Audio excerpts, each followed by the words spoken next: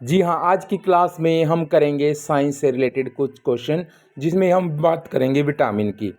तो विटामिन में आज सारे विटामिन आज कवर करने वाले हैं, जिसमें पुराना नाम अगर बात करें हम विटामिन का तो बीटा प्लस अमाइन से बना है।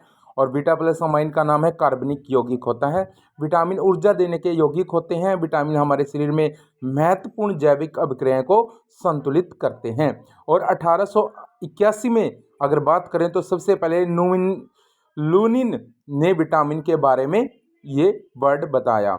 विटामिन का सिद्धांत हॉपकिंस द्वारा दिया गया। सॉरी, विटामिन के खोजकर्ता रहे हैं वो रहे हैं फंक। विटामिन के अगर प्रकार की बात करें तो जो वसा में घुलनशील होते हैं, यानी ऐसे विटामिन जो केवल वसा में घुलनशील होते हैं, उन्हें वसा में घुलनशील विटामिन ही कहते हैं। और जो वसा में घुलनशील हैं वो कौन से हैं? Vitamin A, vitamin D, vitamin E और विटामिन के। आगे इसको पूरे डिटेल में पढ़ेंगे। तो ज़्यादातर विटामिन हमारे लीवर में संग्रहित होते हैं, जैसे ए, डी, ई, के, ये सारे लीवर में ही संग्रहित होते हैं। और विटामिन बी और सी हमारे मूत्र के साथ बाहर निकल जाते हैं। अब बात करते हैं पानी में घुलनशील जो विटामिन है। केवल पानी में घुलने वाले विटामिन को पानी में घुलनशील विटामिन ही कहते हैं। उदाहरण विटामिन बी और विटामिन सी। कॉम्प्लेक्स विटामिन जो है हमारे वो B1 से लेकर B12 तक हैं। B4, B8, B10 और B11 शामिल नहीं है। तो चलिए विटामिन ए को पूरी डिटेल में पढ़ते हैं। विटामिन ए का जो रासायनिक नाम रहेगा वो रहेगा रेटिनॉल। और वसा में घुलनशील विटामिन है, संग्रहित विटामिन भी कह सकते हैं इसको। WBC के निर्माण में ये सहायक विटामिन माना जाता है। और हमारे शरीर की प्रतिरक्षा तंत्र को भी ये मजबूत करता है।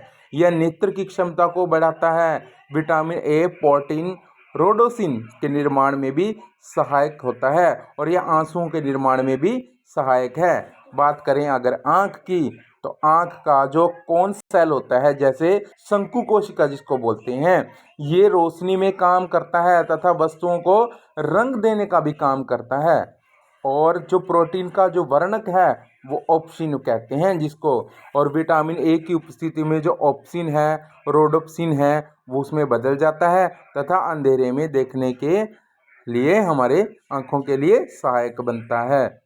उसके बाद करें रोड सेल्स, इसको बोलते हैं शलाका कोशिका। यह अंधेरे में काम करती है। और प्रोटीन इसका कौन सा है? रोडोप्सिन। इसके बाद नाइट ब्लाइंडनेस होती है, जो बीमारी कौन सी होती है ए की कमी के कारण? तो नाइट ब्लाइंडनेस आ सकती है, जिसको हम हिंदी में रोतोंदी नाम बोलते हैं। इसको दूसरा नाम से भी हम बोल सकते हैं नाइक्टोलोपिया और एक्सोफ्थेल्मिया। आंखों में सूखापन आता है, आंखों में खुजली हो जाती है और आंखों में आंसू ना आना, ये बीमारी हो जाती है। उसके बाद अगर बात करें कॉर्नियल एक्सरोसिस, ये कार्निया क्षतिग्रस्त हो जाता है इस बीमारी से। तो उसके बाद अब बात करेंगे विटामिन बी की। बट विटामिन बी की बात करने से पहले एक बात है कि विटामिन ए के स्रोत कौन से होते हैं उनको भी जान लेते हैं। तो पादप उत्पाद में हम बात करें तो गहरे हरे पत्ते, पीले पदार्थ, मेथी, पालक, गाजर, पपीता, केला, आम, लाल व पीले रंग के वर्णक, ये सभी विटामिन ए के स्रोत माने जाते हैं। और इनमें सभी में क्या मिलता है? Beta carotene.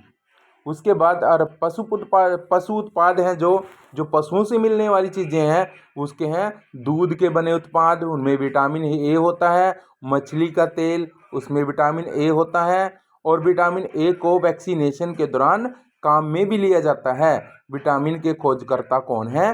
हॉपकिंस हैं। रासायनिक नाम क्या है? पॉल कैसनर के द्वारा ये दिया गया है। माँ के दूध में भी विटामिन ए ही होता है। अब बात करते हैं विटामिन डी की। रासायनिक नाम है कैल्सीफेरोल। विटामिन डी की खोज हॉपकिंस तथा एडवर्ड दोनों ने मिलकर की थी।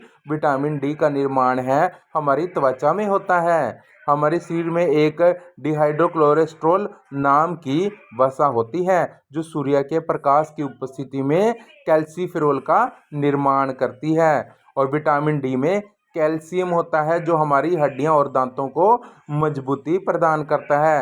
विटामिन डी हार्मोन जो विटामिन के नाम से जाना जाता है, कौन सा विटामिन? पैराथायराइड हार्मोन, इसी को डी को ही बोलते हैं।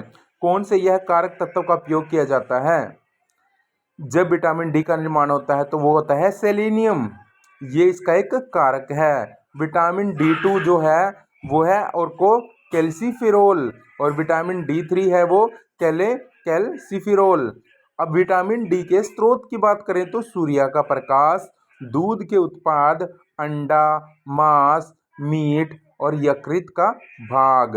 विटामिन डी से होने वाले कमी, यानी विटामिन डी की जब कमी हो जाए तो कौन से रोग होने की संभावना हो जाती है? तो सबसे पहले हम बात करेंगे रिकेट्स, जो सामान्य बच्चों में पाई जाने वाली बीमारी है। हड्डियां कमज़ोर हो जाती हैं, दांतों का देरी से आ जाना, खोपड़ी की हड्डियों का कमज़ोर हो जाना, ये सारी विटामिन डी की जो कमी से होने वाले रोग हैं। तो गाइज नेक्स्ट वीडियो में हम बात करेंगे जो बाकी बचे हुए हैं विटामिन हमारे।